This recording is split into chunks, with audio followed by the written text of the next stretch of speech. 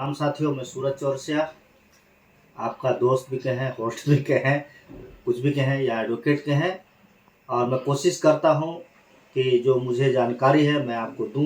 कम से कम एक छोटी छोटी जो बातें हैं, नॉलेज की, वो चीज़ आपको जानकारी होनी चाहिए। और बहुत सारा अमेंडमेंट होता रहा है कानून में, प्रावधान भी बहुत सारा ऐसा है नया बन रहा है, निरस्त ब्यूरो है, बहुत सारी चीज़ें हैं, तो उसकी जानकारी आपको होना चाहिए। कभी कभी कई लोग कानून के नाम से आपके साथ शोषण करते हैं, डर और भय दिखा करके कुछ भी आपके साथ करने का प्रयास करते हैं। कभी कभी गलत प्रकरण में फंसाने का प्रयास भी करते हैं, आर्थिक रूप से पैसा दे करके कुछ भी हेन प्रताड़न करते हैं।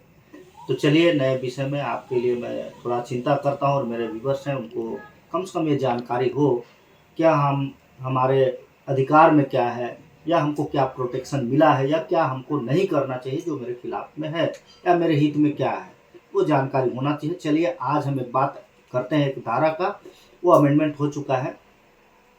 तो उसमें एक नया चीज़ है। पहले आप सभी जानते थे कि अगर कोई विवाहित पुरुष या जो अविवाहित पुरुष भी है, मान लीजिए, अगर किसी विवाहित महिला से शारीरिक संबंध स्थापित करता है, शारीरिक संबंध बनाता है, संसर्ग करता है, तो उसके खिलाफ में एफआईआर दर्ज होता था और उसको जेल जाना पड़ता था। पति अगर मान लीजिए सहमति दे दे, अगर कोई पुरुष अन्य विवाहित महिला के साथ में शारीरिक संबंध बनाता है और उसका पति सहमति देता है, तो एफआईआर नहीं होगा। और अगर बाद में पति को पता चले कि नहीं, मेरी पत्नी अन्य पुरुष के साथ में शारीरिक संबंध बनाई है, तो वो व्यक्ति एफआईआर दर्ज करवाता था और पुरुष के खिलाफ में एफआईआर दर्ज होता था। 376 का और 354 का, जो जैसा उसके साथ व्यवहार होता था उस हिसाब से धारा लगता था और जेल जाना पड़ता था ऐसे पुरुषों को। चूँकि एक व्यक्ति के द्वारा सुप्रीम कोर्ट में चैलेंज किया गया और कहा गया कि पुरुष ही दोषीदार क्यों। ये हमारे जो भारत में हमारे संविधान में जो अधिकार है समानता का, वो समानता का अधिकार कहीं ना कहीं इस पे लागू नहीं होता है। उसके साथ ऐसा व्यवहार उस पुरुष के साथ नहीं हो रहा है। भाई, इसमें स्त्री भी तो संलग्न है, शामिल है। उसकी सहमति से जब शारीरिक संपर्क हुआ है तो फिर उसको भी सज़ा क्यों नहीं मिलना चाहिए? मिलना चाहिए, लेकिन स्त्री को सज़ा नहीं मिलता है। तो ऐसी स्थिति में पुरुष ही सज़ा क्यों उसको दिया जाए? उसके साथ समान व्यवहार नहीं हो रहा है संविधान के अनुसार। तो इसको माननीय सुप्रीम कोर्ट जो है वो सुनवाई करते हुए इसमें बहुत अच्छा आदेश भी पारित कर दी गई है। अब उसमें ऐसा स्थिति बनाया गया है कि अगर कोई पुरुष महिला के साथ में उस शारीरिक संबंध बनाता है और इसकी जानकारी उसके पति को भी हो जाती है, तो एफआईआर दर्ज करे तो नहीं होगा एफआईआर। अब एफआईआर दर्ज नहीं होगा।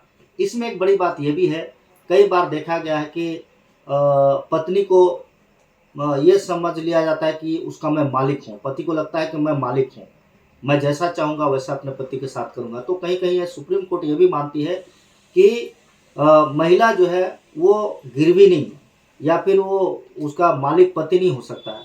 उसका भी अपना एक सोच है, वो उसका भी स्वतंत्रता है, तो उसका स्वतंत्रता का भी हनन न हो।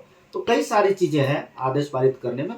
कुल मिला के धारा 497 आईपीसी ये प्रावधान था, इसमें पहले सजा होता था, अब नहीं होता है।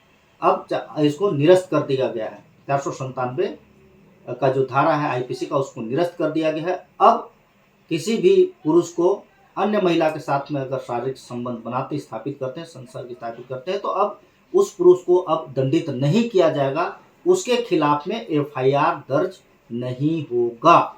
स्पष्ट है। हाँ, अगर लगता है तो आप इस आधार पर पत्नी चाहे तो तलाक ले सकती हैं। बाकी भरण पोषण तो अलग मैटर है, लेकिन तलाक ले सकती है। तलाक का एक बहुत बेहतर आधार है पत्नी के पास में कि चूंकि अन्य स्त्री के साथ में मेरे पति गए हैं, तो तलाक का आधार बनेगा और आपको इजी वे पे तलाक मिल जाएगा।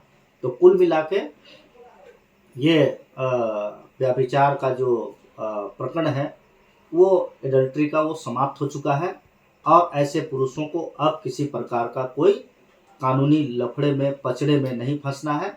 उनके खिलाफ में किसी प्रकार कोई अपराध नहीं बनता है, स्पष्ट कर दिया गया है। तो एक ये बहुत महत्वपूर्ण जानकारी मैं आपको दे रहा हूँ। समाज में इसका क्या प्रतिक्रिया होगा नहीं होगा वो अलग विषय है, सबको अलग अलग तरीके से देखा जाता है, लेकिन कानून में अभी अधिकार दे दिया गया है। तो ऐसे पुरुषों के लिए जो अन्य महिला के साथ में अगर शारीरिक संबंध स्थापित करते हैं और अगर आपको कोई धमकी देता है, उसके पति या उसके घर वाले, महिला के घर वाले कि नहीं FIR दर्ज करेंगे तो तुमको जेल में डाल देंगे, तो तुम अंदर चले जाओगे, तो ब्लैकमेल करने का प्रयास करे या डराने का धमकाने का प्रयास करे, तो अब आपको डरना नहीं है, ब्लैकमेल होने से बच जाए। और आपको ये जानकारी मैंने दे दिया है। चलिए, वीडियो अच्छी लगे लाइक करें, शेयर करें, सब्सक्राइब करना ना भूलें। और मेरे यूट्यूब चैनल में जो नए हैं, मैं निवेदन आग्रह करूँगा कि कम से कम आप मुझे थोड़ा सा मनोबल को तो शुरू से बढ़ाते रहें और भी इसको लोगों तक शेयर करें, ताकि बताएं लोगों को कि हाँ ये एक अमेंडमेंट हो चुका है। 2018 आसपास में ये अमेंडमेंट हुआ था। तो कुल मिला के अब काफ़ी समय हो गया, तो सुनवाई हुआ है माननीय सुप्रीम कोर्ट की ओर से। तो कुल मिला के इसकी जानकारी लोगों तक होनी चाहिए। चलिए, पुनः मिलेंगे। बहुत बहुत धन्यवाद।